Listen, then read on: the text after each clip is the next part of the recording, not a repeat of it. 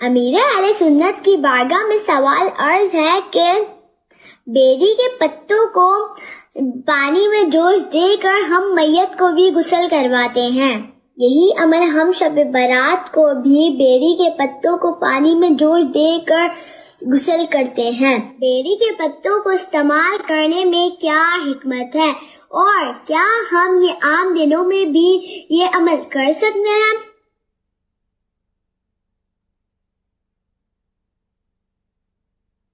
غالباً وہ کیڑے مکوڑوں سے اور حفاظت ہوتی ہے اس میں، لیکن مجھے برابر یاد نہیں۔ جی ایسا ہی ہے؟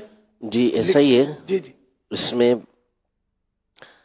ایک وجہ تو یہی لکھی گئی ہے کہ جو حوام یعنی کیڑے مکوڑے ہوتے ہیں جو حشرات الارض ہیں جو آتے ہیں، تو ان کو اس سے یہ دور بھاگتے ہیں اس کی بو کی وجہ سے، بیری کی بو یہ بیری کے پتوں، اور دوسرا ہی کہ اس سے میل بھی کٹتا ہے۔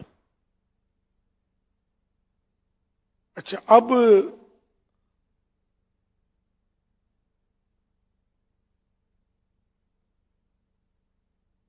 یہ تو میت کا ہے نا، اب میت میں تو مطلب بیری کے پتوں کا تو حدیث میں بھی تذکرہ ہے۔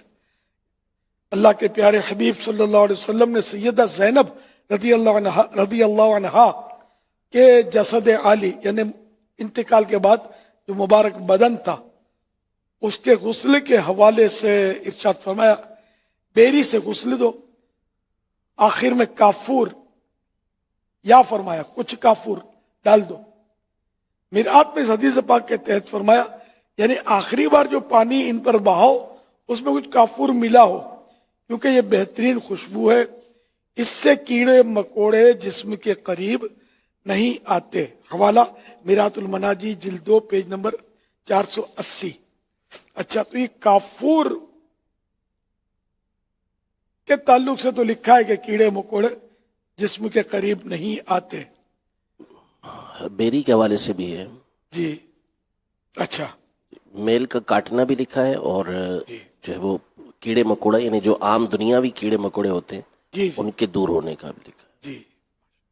تو یہ جو شب براعت میں تو اس کے بارے میں تو مفتی احمد یار خان یہ لکھا ہے کہ سارا سال جادو سے حفاظت ہوگی اگر بیری کے پتوں سے وہ غسل کر لیں، کچھ بیری کے پتے 7 بیری کے پتے جوش میں، تو یہ بزرگوں کا کوئی مطلب ہے نہیں کہ وہ بیان کردہ طریقہ ہے، ایسا کرنے میں حرج نہیں ہے۔